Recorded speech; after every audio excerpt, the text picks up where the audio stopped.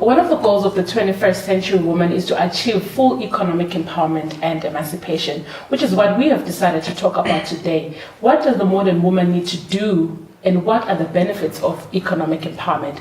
This is the Girls Table, and my name is Hlengiwe. Joining us in the studio today is Rosaline and Karen, and they are going to help us discuss economic empowerment.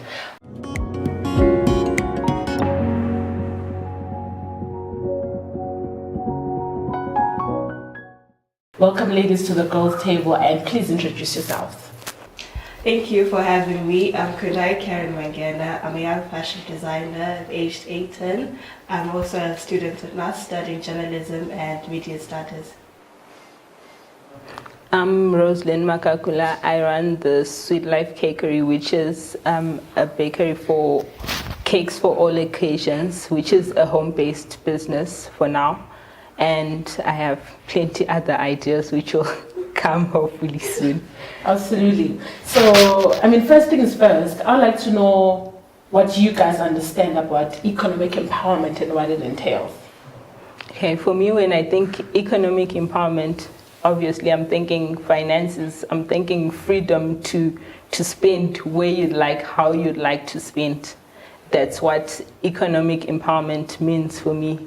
Advancing yourself financially, advancing yourself assets-wise. Mm-hmm. That's what it means to me. So not having to ask for money from anybody? Not having to ask from anyone. All right, what do you understand about economic empowerment? Well, for me, I'm thinking being independent, not having to be relying on anyone for funds, etc. So you're that person who can work hard and get that money that you need and spend it on things that you want.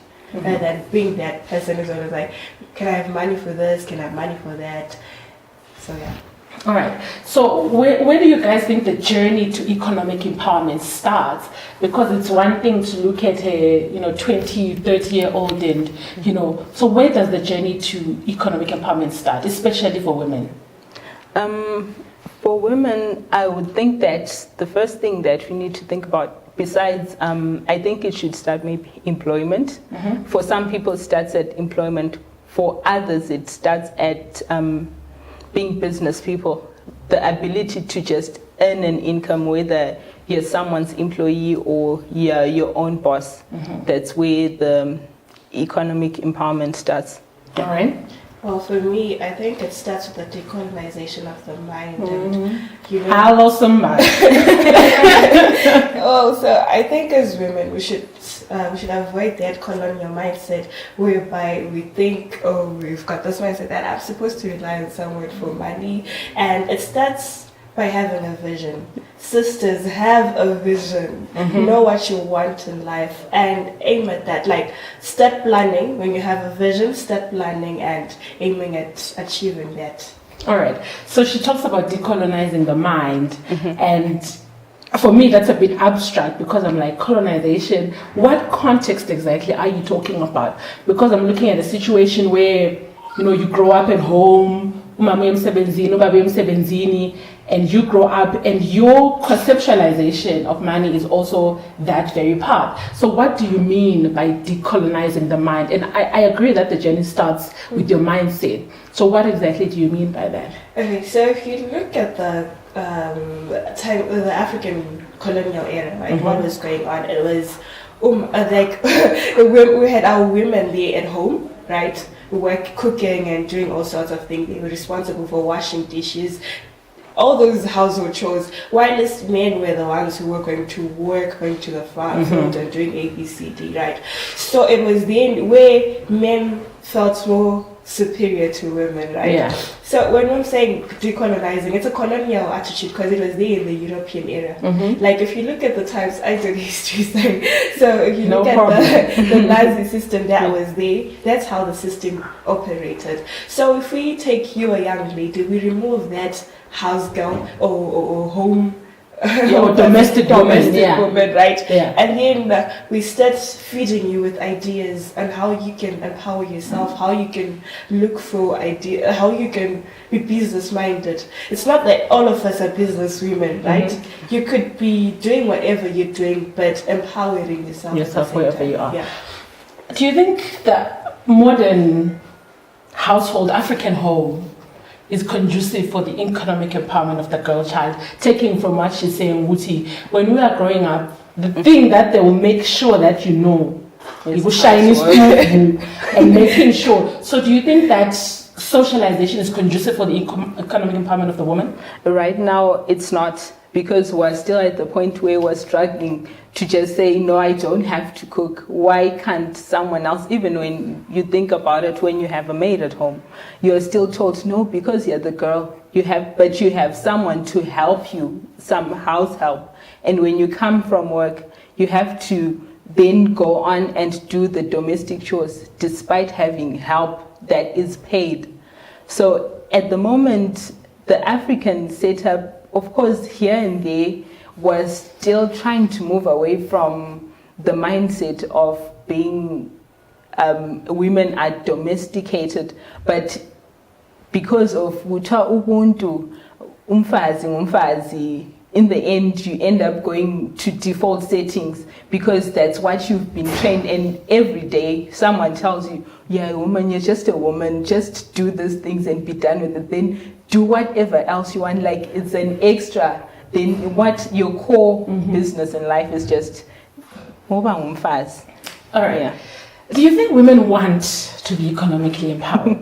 Because I've heard statements like there's nothing as amazing like being taken care of. So do we want to be economically empowered? And do you think women are actively working towards economic empowerment? Do we want it?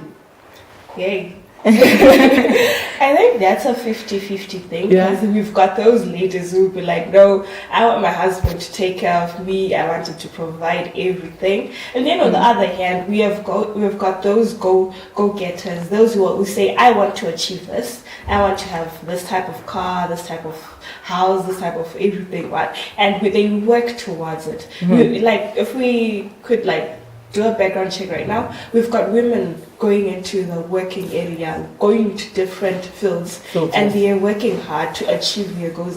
So it's no longer, I think women have seen that the moment you're domesticated or made to rely on someone, you get abused. Because you get to a point where you ask yourself, what happens if that husband dies? Right? What happens if he loses that job? And it's also on that side where the husband, what if he decides to leave you today? What happens? So you need to be... All right. Yeah. Do we want to be economically empowered? Plan, because now you have to be empowered because nobody's marrying anybody anymore. So do we want I think there are some people who want to break new ground, but then culturally there's some who obviously want to stay at home and be domestic, and that's okay too if that's what you want. But then the problem comes when someone is actively trying to stop you from going for what you want because, well, you're a woman. Yeah, that's what I think. All right, so let's look at our community, Bulawayo, Zimbabwe. Are women in our society economically empowered, or at least working towards it? I want you to look at the people around you, the people in your church, the people in your community. Are young women economically empowered, or at least working towards it? I think people are making strides. If we think of our communities, if you think of the women even who sell by the roadside, most of the people who sell by the roadside, those are women, although it's not on a big scale and the profit margin is low, but that is a starting point. And if we think of Avon, all those network marketing, I think people are trying. I don't know if it's because of our messed up economy or it's a trend which is starting, but people are really trying to push forward and move on ahead. Your thoughts? I agree with what she's saying, because there's that girl next door who's doing your hair, there's that girl next door who's trying to start a business and do all sorts of things. But we still have young women who are not working towards that, who are still saying, I'm a sit at home, I'm away from my husband to bring the money, or I'm away from my dad or my mom, and people like that. We still have those ladies who do not desire to work to become where they should be. All right, so you have people looking down upon women that are doing what you are talking about, you know, your tomatoes, your hairdressing, your food industry, you know, is that economic empowerment when there are fields like mining and farming and so forth that women need to be taking over? Do you agree with even in those small strides, we are still lagging behind our male counterparts? It's true, because when you look at even in the culinary arts, you know, in the home it will be said, the woman who cooks and she's the best cook. But if you look at the number of male chefs and the number of male bakers, they outnumber the women. I don't know by how many. Yeah. So I don't know how, but at some point we just fall off the track. Why are we falling off the track? Is it us, or is that the environment is not conducive for women to reach that level of self-actualization?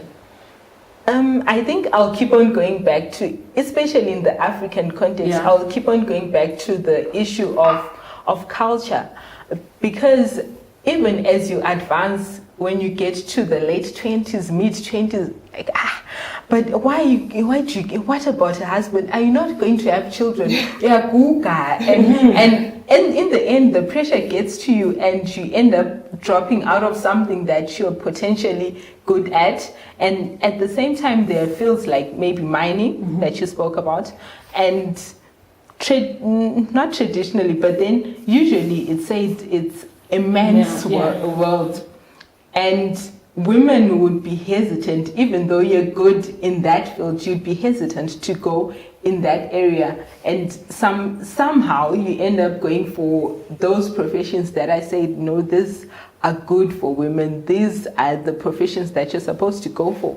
So in the end, women fall by because of culture, because of just the fear of breaking new ground, of being the only one, the fear of failure. You hear of stories of women and girls who are being ridiculed in classes because you're the only girl out of 20 guys. And women who are belittled in boardrooms because, well, why can't you just serve the tea?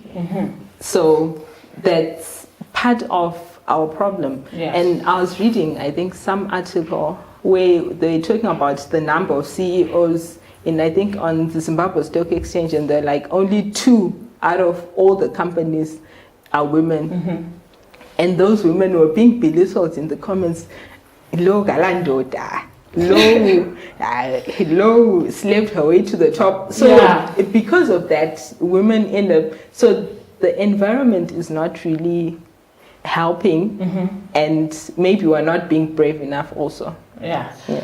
So she makes so many valid points about what the obstacles that women are encountering I mean, there was once a point when I was doing my master's, when someone was like, until you're married, then you can do your PhD. And you know, when people say that, you start listening to them, and you're like, sure, you know, get married and then I'll continue. What obstacles do you think women are also encountering, especially that are self-inflicted, that are hindering women from reaching economic empowerment or actualization? Okay, women always have that fear that says, oh, if I'm too bold, I'm not going to get the man, because especially when you're single and you're younger, women, you always have that cultural hindrance that says, oh, if I'm working too hard, it's going to intimidate the man because the man has to be superior. And it's not only us as women who are it's not only yourself hindering yourself, but we've got all other women as well. Other women who will lash out at you and say, oh, or things like that. So as women, the other problem is other women around us. We look down on women. That's why we have, like, look at the situation all over the world. The issue of women being a president, you can look at that American situation. We undermine women because women are so as weak or something like that. So we have to work on that. All right. So women have been accused of being crybabies. I mean, if you look at politics especially, you know, you guys can't do this, and you're sensitive and so forth. Do you agree or you disagree with that sentiment? I disagree. I believe that's an old old thing. It's been done away because we've got young women who are bold enough to take the stand. I believe that women are more emotionally stable than men. That's all balanced. They're all balanced. Did you see that lash out in the court? What happened? It was in the parliament, right? And men are lashing out. It wasn't even women. Okay. Yes. We might have our emotions that are there, but men are more emotionally unstable. So it's not about us being weak, because I believe that we are very strong people. If you go back to how you grew up, you can actually look at how your mom is, how she withstood everything that came her way. So it's not that we're emotionally stable. It's not that stands in our way. Yeah. All right, so let's look at the advantages or the positives of being economically empowered. I'm going to assume that you guys are economically empowered and you live in the beauty of economic empowerment. What are the positives of being your own woman and being economically empowered? Well, firstly, I'm working towards being fully. But you really don't have to be asking everyone for every single thing. You can live your life the way that you feel you want to live it. You can travel when you want, provided the finances are there. But you can live your life the way that you want. You can travel. You can have the experiences that you want because you have the financial muscle to do it yourself. You can experience new things. You can venture into the studies that you want. I can buy the baking equipment that I want. No one will say, no, you have to go back and focus on your degree. I have the financial muscle to do what I want when I want. And that is the freedom that I want. Yeah. Okay, for me, I think I'll fit in this background because I'm 18 years, turning 19. I've started my own fashion brand, KC Designs, right? And for me, what it means is that I'm at a point in my life, I'm young. I'm able to say, Mom, I don't need this money. I can work out certain things. I help out as well. I'm not only relying on my parents to say, oh, I need this, I need that. And it also stops me from going around and sleeping with older men. I'm a placer, right? Because I've got that thing whereby, okay, if I need my tag money or if I need money for ABCD, I work hard towards it. I have been empowered and I'm still empowering myself to say I can be able to handle certain things and help out as well. So, and the other thing with women being empowered, I think, when you have money, you can control certain aspects. You can be able to share your helping hand, donate to people, help out and help control certain systems.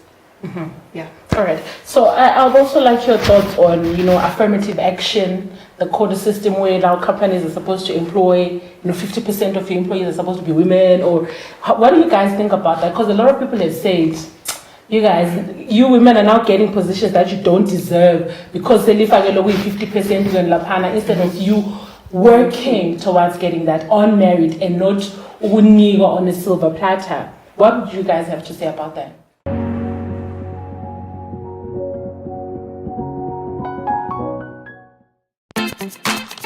The cyberspace is home to billions of people and is the right platform you need to grow your business.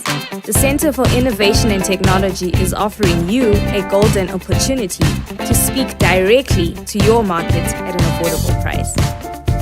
We also offer media training workshops, live streaming, documentary production, and events management. Get in touch with us today on the following numbers: +263 867 711-0290 or 0718-100-235. Don't forget to subscribe to our social media platforms. Like our Facebook page, Center for Innovation and Technology. Follow us on Twitter @SiteZW.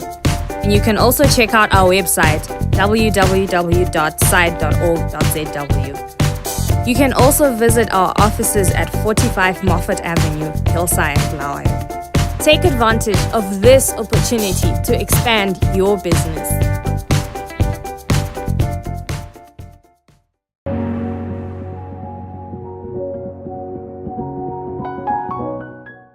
So I'd also like your thoughts on, affirmative action, the quota system where now companies are supposed to employ, 50% of your employees are supposed to be women, or what do you guys think about that? Because a lot of people have said, you women are now getting positions that you don't deserve because they live like 50% in Lapana instead of you working towards getting that on merit and not on a silver platter. What would you guys have to say about that?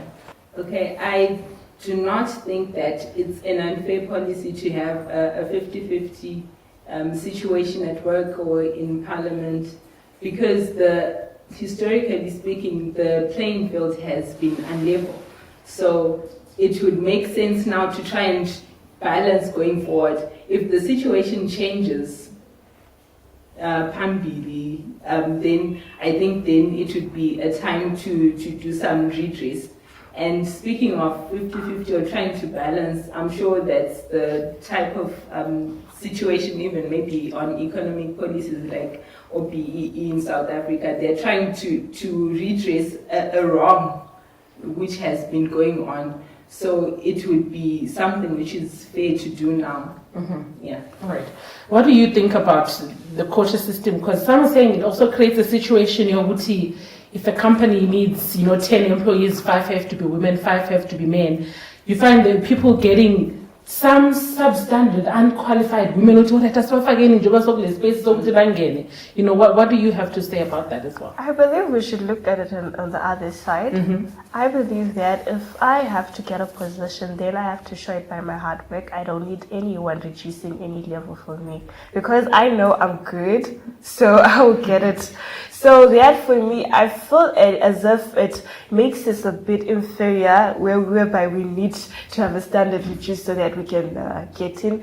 It also allows men to start ridiculing us, so people out there, because we see it also in universities where certain degrees are reduced, like the number of points that you need to get in. Yeah, they reduce just because you're a girl. No, we've got girls who are aiming, who are getting 15 points out there, who are getting a number of things. So you guys don't owe me anything. Yeah. I have so to work you're hard. saying it actually diminishes the work that we're doing as women. Yes. We should just work hard. Back door. All right. So, I feel like we've been talking empowerment on the urban context. Yeah. What do you guys have to say about women in the rural areas, especially, where you find a lot of cases of abuse, and because they are not economically empowered, so to speak? What do you guys have to say about that? I think in the context of the rural areas, it's more of maybe information asymmetry as compared to here. Here, one tweet will get you, everyone in Raya now knows. But then in the rural areas,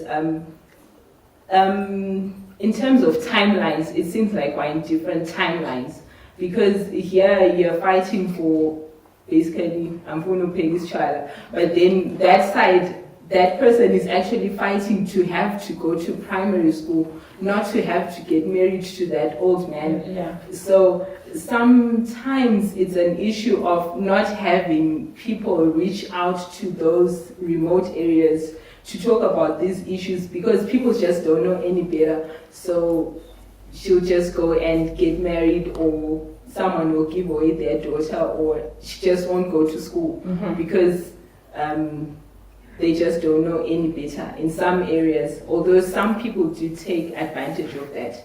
Yeah. All right. What does economic empowerment in the rural context look like for you? Because, what are the chances of, maybe they are, but they're not vying for the same, CEO positions or whatever as we are. So what does economic empowerment in the rural context look like, or what should it look like in your thoughts?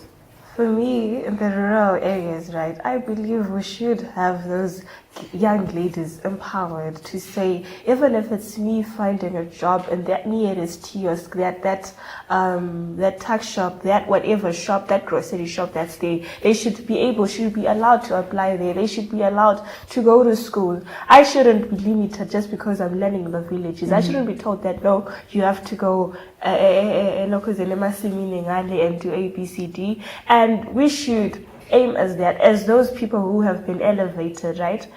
For us who are in town, who are in the urban sector, we should be able, when we empower ourselves, let us not forget those ladies who are that side. Let's fight for them, because we can spend time fighting for those petty issues, but we also need to work towards helping them as well. So the empowerment of women is not without its challenges. How does society, how do men specifically interact with women that are economically empowered? Because I've heard like so many things, so many accusations, so many insults that are hurled towards a lady that's doing her thing. So what are the challenges maybe that women that are empowered, that have broken the ceiling, what challenges are they facing? Maybe that make those that are not empowered also be afraid to reach that level. When you look at it, it will be an issue again of culture. It's one which is holding us back, because the woman who is empowered, maybe because of what she's gone through to get to where she is, sometimes she ends up seeming like she's someone who's aloof.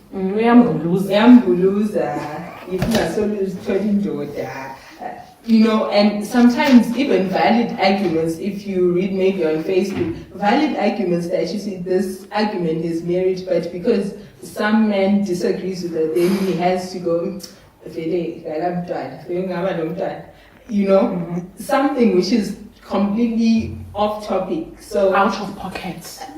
out of context, from nowhere. So in the end, I agree with you. That makes other women who are less emboldened to go forward, because in the end, even the men will shun her, and the men will end up treating her like no, and in the end, no one wants to venture where they see someone else suffering. Yeah. All right. What challenges do you think economically empowered women face in their communities or society? Okay, when it comes to the issue of men, there's always that pride factor. That men don't want to have that lady who's the boss of the house. They always assume that if a woman is independent, then she doesn't need me, and if she doesn't need me, she doesn't have to submit to me. Okay, that's the problem that women have, and we've got that stereotyping of women. Really, she's doing ABCD, so she doesn't owe anyone. They have that mindset that I don't owe anyone anything, so I lose my morals and my character. We are deemed characterless if you achieve higher positions than men. If you're a CEO of a company, you should obviously slept with a man, you know. So it's been like that. It's like you can't reach the high level without having done something sinister or scrupulous. Like you must have slept with someone, you must have stolen something, or something like that. Unless if you're single, they're like, she's got things there that are in the house, you cannot know that. Alright. So what role do women play in the emancipation of other women? Because I feel like maybe it's high time we stopped asking men or whatever, but we start doing it ourselves. So what role do women play in the emancipation or empowerment of other women? I think the answer lies in maybe mentoring. It doesn't necessarily have to be the CEO of some big company who's looking for 100 girls.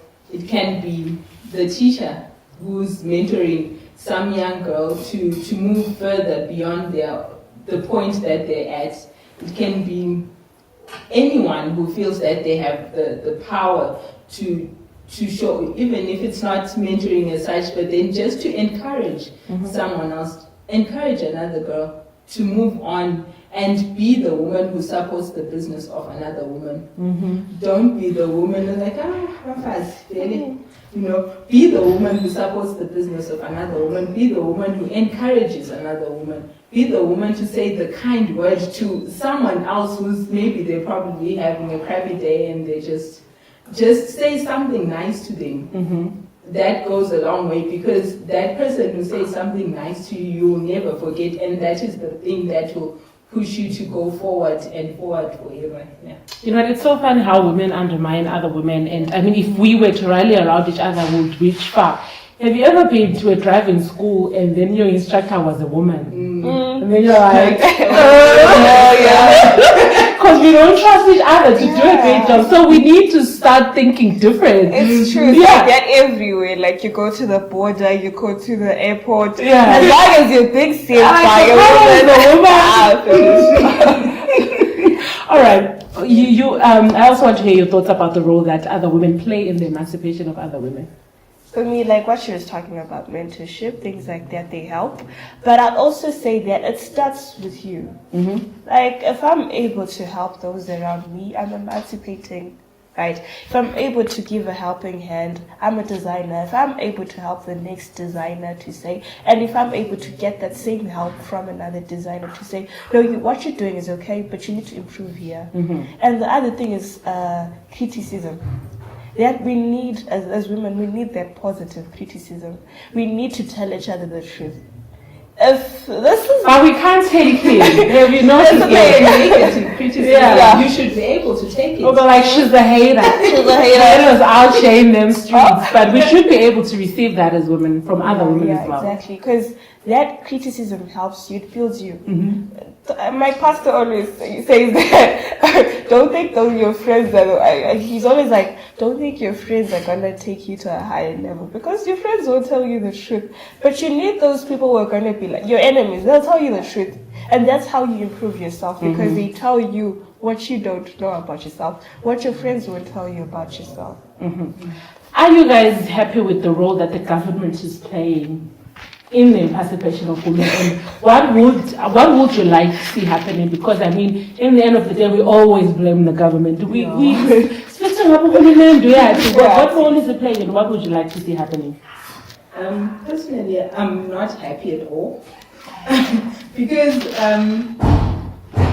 presently there's the Women's Bank, where you apply to get an account. It takes you almost a month.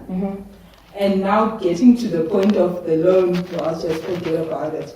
The Empowerment Bank, empowering no one, because now they want to complain, no, people are not taking up the loans, but if I come there, then you tell me I need security of a house. I need a house. I need your loan for me to get that house that you need for me to use as collateral. You know? So, for now, I don't know, maybe I'm biased, but I really haven't seen any meaningful women empowerment, youth empowerment initiatives that the government has put forward, which have actually come to fruition. Whether there was the CAPS loan facility, nothing happened. Most people, they don't even have a mechanism to make those people who took the loans to pay back. So right now, I don't see it. So you're saying a lot of these initiatives are cosmetic. Like, so it looks like something is happening to help women, but technically in the actuality of it, there's nothing which is really happening, because I've personally been to those banks and there's nothing, especially speaking of Blawayo. I went to the Women's Bank in Harare, and there's like a proper building, proper place, and it's really nice, and you feel like something is going to happen here, and nothing happened. So I thought maybe in Blawayo, since there are fewer people, I go there, there's not even an office. You get there, then there's no sign, and what's going to happen there? Yeah. Your thoughts? Oh, well, I would also like to complain about it. Well, I've been to Botswana. I've seen how the system operates that side. They empower the young women. You're given, like if you have a project, I've seen young designers that side. They've got places where they're given to say, be working here till you're stable enough financially, and then you can start up your own thing. Let's bring it back home. There's nothing like that for young women. We've got a lot of isolated buildings that have been abandoned and things like that. You're not given if they would give you a chance to say, okay, the government will sponsor you, for example, a designer, with some machines or things like that, start up your mini business, start up your cake business. It will take you as far, because with that small initiative, it allows you to empower other women as well. So it's not always up to the government, because when they empower me, I'll be able to empower other young The next women. person. Yeah, and employment stats. Like I always had this thing where I'll tell my young sisters that if I get to be a designer and start up my own fashion, I'm not only employing those tailors. I'm actually creating employment for people who cook, right? Those who bring the lunch, those who do ABCD, the transport industry, things like that. So it's empowerment.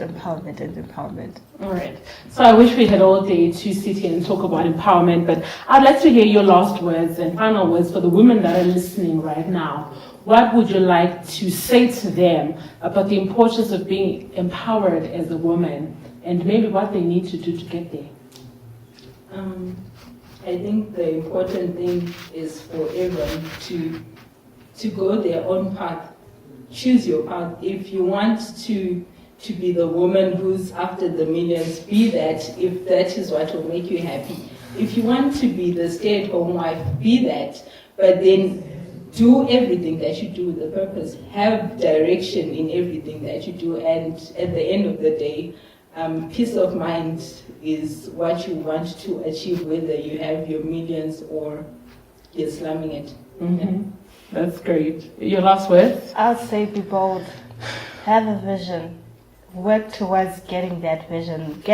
Don't be discouraged by people, because people are going to say things, they're going to try and stop you. But be focused. Know what you want and get what you want.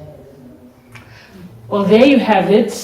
Live your truth and do what you want to do. If you want them billions, chase them. If you just want to be a stay-at-home mom, and then do that. That is it for the Girls' Day for today. Thank you for watching.